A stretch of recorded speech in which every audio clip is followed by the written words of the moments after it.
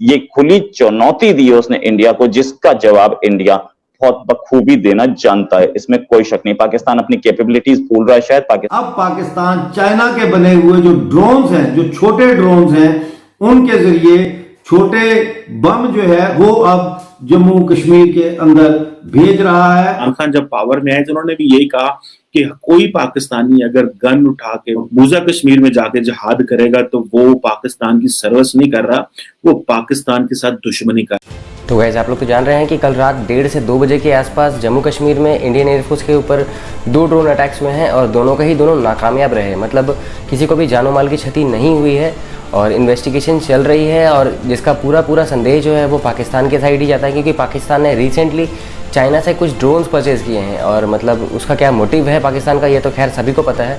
तो इन्वेस्टिगेशन चल रही है। अगर ये प्रूव हो जाता है कि ये ड्रोन अटैक्स पाकिस्तान ने ही किए हैं तो पाकिस्तान मीडिया भी ये बात को जानता है कि मतलब किस कदर नरेंद्र मोदी क्या हालत करेगा पाकिस्तान की। और खैर पाकिस्तान मीडिया ने ये कबूला भी है, आप लोग वीडियो पे देखिएगा कि पाकिस्तान मीडिया ने ये तक कबूला है कि ये काम पाकिस्तान आर्मी का भी है। और कमर चीमा की वीडियो देखिएगा तो उस पर आपको समझ में आएगा कि किस कदर पाकिस्तान मीडिया सहमा हुआ है कि मतलब अगर प्रूव हो जाता है कि पाकिस्तान ने अटैक्स करवाए हैं तो क्या हाल होगा पाकिस्तान का। तो अगर आप लोग चैनल पर नए हैं तो चैनल को सब्सक्राइब करके बेल आइकन को प्रेस कर दीजिएगा, वीडियो को लाइक शेयर ज़रूर से कीजिएगा। आप लोगों से अगली वीडियो पे मुलाकात होगी, तब तक के लिए अपना ख्याल रखिएगा, सेफ रहिए, जय हिंद। पाकिस्तान की तरफ से ऐसे बहुत सारे ड्रोन्स अभी हाल ही में खरीदे गए, जो कि चाइना से खरीदे गए, जो कि टारगेट कर सकते हैं हमारे एरिया में। ये जो अटैक है एक ऐसे टाइम पर आया है जब जम्मू कश्मीर में पीस प्रोसेस, जम्मू कश्मीर में डेमोक्रेटिक प्रोसेस शुरू हो चुका है। प्राइम मिनिस्टर की ऑपोजिशन से मीटिंग हुई है और उस मीटिंग में इलेक्शंस कराने के बारे में बात हुई थी। उससे पहले ये अटैक, ये खुली चुनौती दी है उसने इंडिया को, जिसका जवाब इंडिया बहुत बखूबी देना जानता है, इसमें कोई शक नहीं। पाकिस्तान अपनी कैपेबिलिटीज भूल रहा है शायद। पाकिस्तान ये भूल रहा है कि वो अभिनंदन के टाइम पे कैसे घुटने टेके थे उसने। प्राइम मिनिस्टर मोदी ने हाई लेवल मीटिंग की, हमारे डिफेंस मिनिस्टर ने इमीडिएटली हरकत में आते हुए air vice marshal HS Arora से बात की ब्लास्ट के लिए और फर्दर आगे बातचीत चल रही है। इस समय हमारे डिफेंस मिनिस्टर लद्दाख में है, 3 दिन की मीटिंग के लिए गए हुए हैं, वहीं से वो नजर रखे हुए हैं इस पूरे इंसिडेंट पे। ये इंडिया में पहला ड्रोन अटैक है और पाकिस्तान के मंसूबे जो हमें पहले से पता थे वो अब सामने क्लियर एकदम सामने आ गए हैं। छोटे ड्रोन यूज किए इस अटैक के लिए। छोटे ड्रोन को डिटेक्ट करना थोड़ा टफ होता है, इसीलिए शायद ये छोटे ड्रोन यूज किए गए। बड़ा ड्रोन यूज करते तो पकड़ा जाता और बदनाम भी होता। तो इस पे गवर्नमेंट ऑफ इंडिया ने अभी तक कोई ऑफिशियल रिएक्शन नहीं दिया है। बात चल रही है क्योंकि अटैक हुए अभी ज्यादा टाइम नहीं हुआ है। सारी डिटेल्स लेकर के पाकिस्तान को बताया जरूर जाएगा कि अटैक कैसे होता है और इंडियन गवर्नमेंट इस पर रिटेलिएशन जरूर करेगी, ये बहुत क्लियर है। ये अटैक एक ऐसे दिन आया है जब FATF की ग्रे लिस्ट पे कल ही पाकिस्तान को कंटिन्यू किया गया है। FATF के इस फैसले का इंतजार किया गया, FATF के फैसले के बाद किया गया। अगर इससे पहले कर दिया गया होता तो शायद पाकिस्तान ब्लैक लिस्ट में जा सकता था। आज जम्मू एयरपोर्ट के ऊपर बम से हमला किया गया, 2 बम आगे पीछे फेंके गए।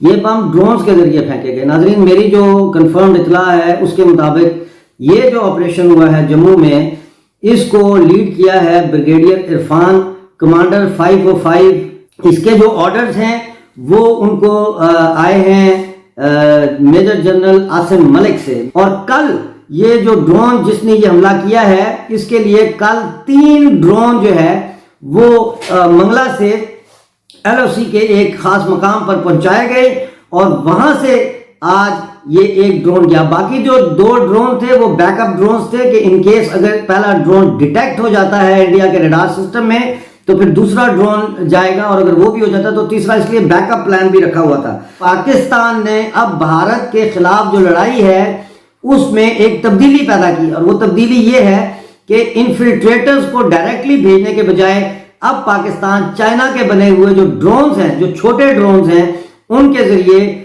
छोटे बम जो है और एक्सप्लोसिव मटेरियल जो है IEDs और इस तरह की चीजें जो है वो अब जम्मू कश्मीर के अंदर भेज रहा है, उतार रहा है और वहां मौजूद आतंकवादियों को भी सप्लाई कर रहा है, पैसे भी भेज रहा है, असला भी भेज रहा है। ये जो खबर चल रही है जिसको इंडियन मीडिया ने बड़ा हैवीली डिस्कस किया जा रहा है इसके अंदर, वो है कि जो जम्मू एयरबेस के ऊपर अटैक हुआ है। और उनकी इंडियन एयरफोर्स का ये भी कहना है कि ये जो लो इंटेंसिटी कॉन्फ्लिक्ट्स हैं, लो इंटेंसिटी एक्सप्लोजन्स हैं, इनकी वजह से कोई डैमेज नहीं हुआ। ये तो कहा जा सकता है कि वहाँ पे कोई डैमेज नहीं हुआ, बिकॉज अगर डैमेज होता तो फिर उसकी चीज़ और बनती है। पाकिस्तान और भारत के एलओसी के ऊपर मामला तो बड़े बेहतर हो गए, लेकिन इंडिया मीडिया जो है वो इमीडिएटली पाकिस्तान को ब्लेम कर रहा है इस चीज़ के ऊपर।